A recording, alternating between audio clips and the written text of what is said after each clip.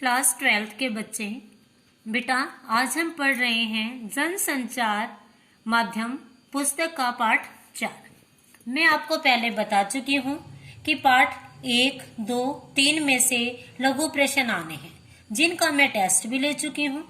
ठीक है, आज हम कर रहे हैं पाठ 4। कैसे बनती है कविता, कविता, कहानी और नाटक। इन 4 पाठों में से एक प्रश्न आना अनिवार्य है। ठीक है बेटा, करते हैं सृजनात्मक लेखन। कविता क्या है, कविता से क्या अभिप्राय है, कविता का प्राचीन रूप क्या था, कविता का वर्तमान रूप क्या है और भविष्य में इसका साम्राज्य क्या होने वाला है। कविता से क्या अभिप्राय है? कविता इंसान के मन को प्रकट करने वाली सबसे पुरानी कला है। ठीक है, कहा जाता है कि जिस समय मनोरंजन के साधन नहीं थे, मनुष्य के मन में जो भाव आते थे प्रसन्न होता था, और वो भाव जब तुकबंदी का रूप धारण कर लेते थे, उस तुकबंदी को अभिव्यक्त अर्थात दर्शाने वाली कला कविता कहलाती है। मौखिक युग में कविता के द्वारा इंसान ने अपने भावों को दूसरों तक पहुंचाया होगा। ठीक है बेटा, जिस समय लिपिबद्ध कार्य नहीं था, व्यक्ति पढ़ते लिखते नहीं थे, उस समय पाठ्य पुस्तकों का प्रचलन नहीं था। ठीक है, लिखित सामग्री का अभाव होने के कारण कविता के द्वारा ही मनुष्य अपने विचारों को एक स्थान से दूसरे स्थान तक अर्थात दूसरों तक पहुंचाता होगा। ये तो था इसका अतीत। इससे सिद्ध होता है कि कविता मन में उमड़ने घुमड़ने वाले भावों और विचारों को प्रकट करने का काव्यात्मक माध्यम है। समझ आ गया? दूसरा है वाचिक। वाचिक परंपरा जो बोलने की परंपरा है, इसी परंपरा से कविता जन्म लेती है। पहले इसका मौखिक रूप था बेटा, आज लिखित रूप में ये मौजूद है। तो 1 नंबर का अगर प्रश्न आता है कविता का प्राचीन रूप कौन सा था, तो मौखिक था। वर्तमान समय में जो कविता है, इसने अपने साम्राज्य को बहुत ज्यादा फैलाया है। पारंपरिक लोरियों परंपराओं से, यानी कि प्राचीन समय में माताएं, दादी, नानी, बड़े बहन, सगे संबंधी जब छोटे बच्चों को गोद में सुलाते थे या रोने से चुप कराते थे, उस समय लोरियां गाई जाती थी, या किसी मांगलिक कार्यक्रमों में गीत गाए जाते थे, या खेत खलियानों में श्रमिकों के द्वारा जो शब्द या लोकगीत गुनगुनाए जाते थे और तुकबंदी की जाती थी, वही उनके रूप थे जो कविता का रूप ले चुके हैं। कविता को आज तक किसी एक परिभाषा में बांधा जाना संभव नहीं है। ठीक है बेटा, कविता की क्या परिभाषा है? कहा जाता है जब मन झूमता है तो मनुष्य के मन में कविता जन्म लेती है। मांगलिक कार्यक्रमों में जब हम प्रसन्न होते हैं किसी बच्चे के विषय में या किसी दूल्हा दुल्हन के विषय में, अनेक बातें या उनके भावी जीवन में सुखद जो पल हैं, उन्हें काव्यात्मक शैली में जब प्रकट किया जाता है तो कविता जन्म लेती है। अनेक प्राचीन काव्य शास्त्रियों और पश्चिमी विद्वानों ने कविता की अनेक परिभाषाएं दी हैं, जैसे शब्द और अर्थ है कि कविता क्या है, कविता में किसका मेल होता है? कविता में मेल होता है शब्द का।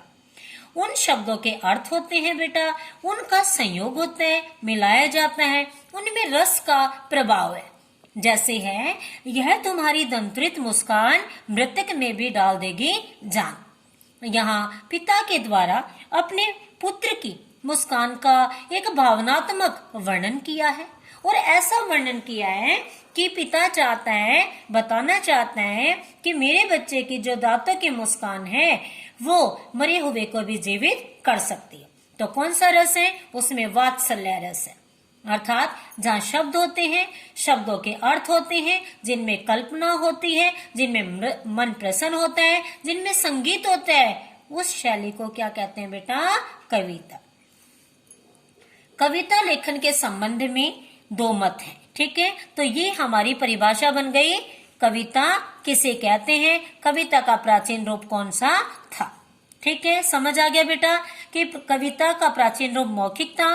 पुराने समय में मनोरंजन के साधन नहीं थे, जैसे लोरियां, मांगलिक गीत, श्रमिकों के द्वारा गुनगुनाए जाने वाले जो लोकगीत थे, तुकबंदी थी, इन सभी को कहा जाता था कविता। किंतु वर्तमान समय में कविता आज लिखित रूप धारण कर चुकी है।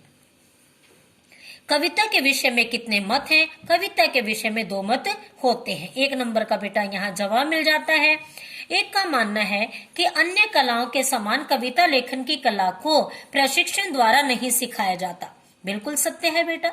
जैसे हम ड्राइंग सिखाते हैं और पेंटिंग सिखाते हैं या मकान बनाने की जो प्रक्रिया है, ठीक है, लेकिन कविता को कैसे बनाया जाए ऐसी कोई पाठशाला नहीं है, क्योंकि कहीं प्रशिक्षण द्वारा नहीं, ये तो मन के भावों के द्वारा जन्मती है, क्योंकि इसका संबंध मानवीय भावों से है।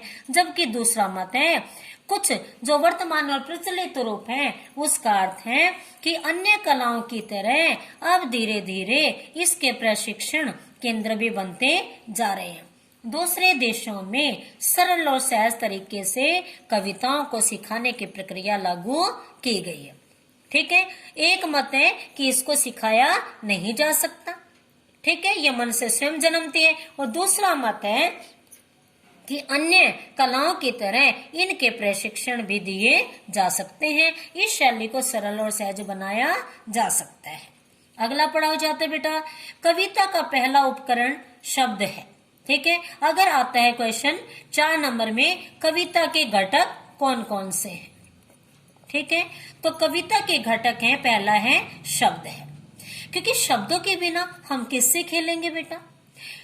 कवि WH ने कहा है कि प्ले विद द वर्ड्स, अर्थात कविता क्या है, शब्दों के साथ खेलना है। अर्थात कविता लेखन में सबसे पहले शब्दों से खेलना सीखते हैं, उनके अर्थ की परतों को खोलते हैं, क्योंकि शब्द की भावनाओं और संवेदनाओं को आकार देते हैं। इन पंक्तियों का, इस सामग्री का क्या अर्थ है बेटा कि एक मत के अनुसार है कविता में प्रमुख आत्मा क्या है, शब्द है। शब्दों के साथ खेलना कविता कहलाता है, क्योंकि जब तक हम शब्द नहीं लेंगे, शब्दों के अर्थ नहीं लेंगे और वो अर्थ भावना और संवेदना से नहीं जुड़ेंगे, तब तक कविता का निर्माण नहीं हो सकता। अगला घटक है बेटा बिंब, जिसको आप कहते हैं उदाहरण। कविता, जैसे हम कह देते हैं कि माँ ने कहा कन्यादान कविता में लड़की होना पर लड़की जैसे दिखाई मत देना। इसका अर्थ है लड़की की तरह कोमल तो होना, लेकिन कमजोर नहीं होना। तो उदाहरणों के द्वारा, बिंबों के द्वारा कविता को समझाया जाता है। छंद बेटा, प्राचीन समय में तुकान छंद थे, तुकान वर्तमान समय में, अर्थात कविता में जो शब्द होते हैं उनमें गेयता का भाव दिखाया जाता है। बाहरी संवेदनाओं के मन पर जो उदाहरण होते हैं वही रूप परिवर्तित हो जाते हैं। छंदों के अनुशासन की जानकारी भी दी जाती है।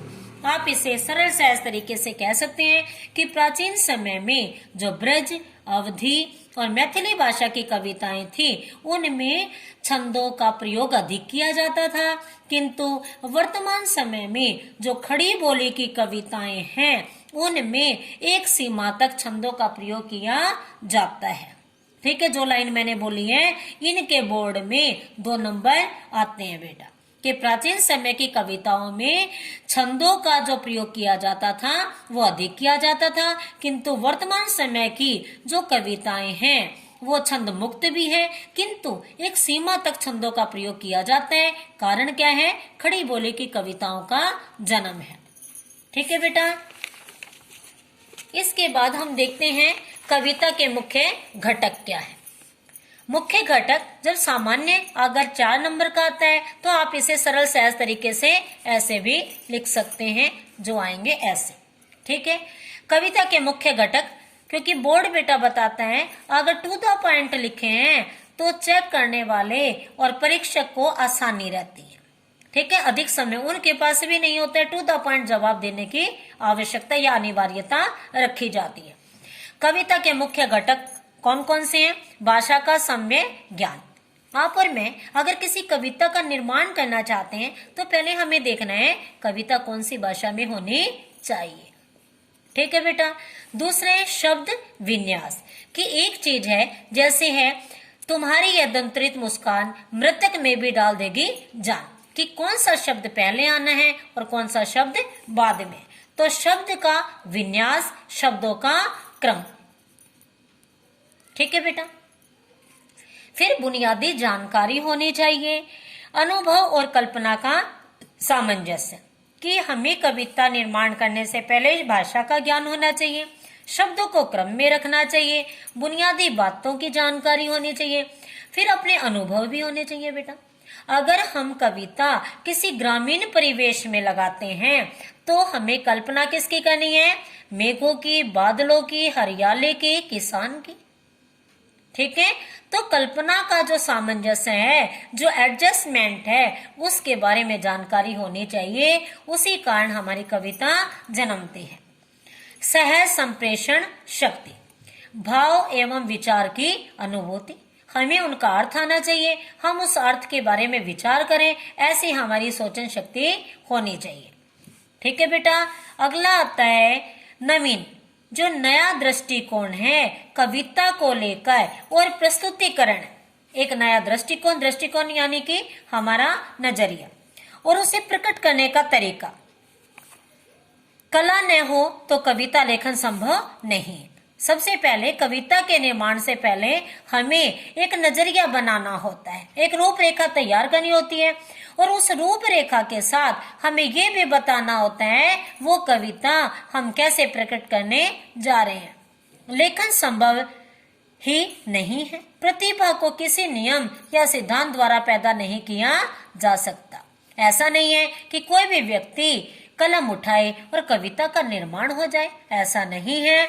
परिश्रम और अभ्यास से इसे विकसित किया जा सकता है। कविता लेखन के ये घटक कविता लेखन भले ही न सिखाएं, पर कविता की सराहना एवं उसकी प्रशंसा एवं कविता विषय ज्ञान देने में सहायक होते हैं। ठीक है। ये जो हमारा पाठ था ये आ गया है कि कविता क्या है। ये जो छोटे प्रश्न है, मैं अभी आपको जो 5 क्वेश्चन है बेटा मैं इनके बारे में बताना चाहती हूँ। कविता से आप क्या समझते हैं? कविता मन में उमड़ने वाले भावों और विचारों को अभिव्यक्त करने का काव्यात्मक माध्यम है। जब मैं टेस्ट लेने जाऊंगी बेटा, आप पूरी तरह से जो मैं आंसर आपके पास भेजूंगी आप इसे पूर्ण रूप से कंठस्थ करेंगे। समझ आ गया कविता क्या है? दूसरा है कविता लेखन का सबसे पहला उपकरण किसे माना गया है? आप बताओगे। कविता लेखन का सबसे पहला उपकरण शब्द को माना गया है। हमारा जवाब था इसलिए इसे इकहरे उद्धरण चिन्ह में रखा है। 2 प्रश्न हो गए बेटा। मेरी कक्षा 12वीं के बच्चे इन्हें कंठस्थ करेंगे सरल और सहज तरीके से। तीसरा प्रश्न आता है प्ले विद द वर्ड्स से क्या अभिप्राय है? सिंपल सी बात है, साधारण सी बात है, शब्द के साथ खेल। प्ले विद द वर्ड्स से अभिप्राय है कविता लेखन में सबसे पहले शब्दों से खेलना आना चाहिए, फिर शब्दों के अर्थ आने चाहिए और उनके अर्थ एक न होकर अनेक होने चाहिए, अर्थात अर्थ की परतों को खोलना चाहिए। ठीक है। कविता के लिए आवश्यक कोई 2 घटक बताइए। इसमें बेटा कविता के लिए आवश्यक घटक जो मैंने पहले बताए, इनमें से अगर 4 नंबर का आता है तो आपको पूरे 6 लिखने हैं। ठीक है। 1 नंबर का आता है तो आपको 2 बताने हैं। कविता के लिए आवश्यक प्रमुख घटकों में से 2 घटक हैं भाषा का सम्यक ज्ञान, यानी कि भाषा की पूरी जानकारी और शब्द विन्यास। इसमें आप ये भी कह सकते हो सहज संप्रेषण या भाव और विचार की अनुभूति। 5वां प्रश्न है विद्यार्थी की रचनात्मक शक्ति और ऊर्जा को कैसे बाहर लाया जा सकता है? जवाब में है विद्यार्थी की रचनात्मक का अर्थ होता है कि बच्चा स्वयं लिखना सीखे, बच्चा खुद उसे निर्मित करे, बनाए। शक्ति और ऊर्जा को बाहर निकालने के लिए उन्हें शब्दों के साथ खेलना और उनकी तह तक जाना सिखाना चाहिए। ठीक है बेटा। फिर जो बड़े प्रश्न आएंगे वो ये हैं कविता लेखन के लिए आवश्यक प्रमुख घटकों का वर्णन कीजिए। आप बताओगे कविता लेखन के लिए आवश्यक प्रमुख घटक निम्नलिखित हैं। आपको ये करने हैं। इसमें 4 अंक का बोर्ड में एक प्रश्न आता है, आप इन चारों को 1, 2, 3, 4, 5, 6 इनमें से कोई 4 कर सकते हैं। जो आपको आसान लगे और जो आवश्यक है बेटा वो मैं बता दूं। सबसे पहले पहला कि भाषा के बिना कविता जन्म नहीं ले सकती। उसके बाद है शब्द विन्यास। ठीक है, 2 नंबर का आता है तो हम उसे यहां तक लेते हैं। ठीक है, हमें इसमें इसका वर्णन नहीं करना है। जब 4 अंक आता है तो हम अपने इन्हीं घटकों का विस्तृत वर्णन करने लग जाते हैं। ठीक है बेटा, ये करेंगे। आप इन 6 में से कोई 4 कर सकते हैं अपनी सुविधा के अनुसार। आज के लिए हमारा पाठ्यक्रम यही था बेटा कि सृजनात्मक लेखन है कैसे बनती है कविता। आप इनको कंठस्थ करेंगे और बेटा 2 दिन के बाद आप इनका टेस्ट देंगे। घर रहिए, सुरक्षित रहिए।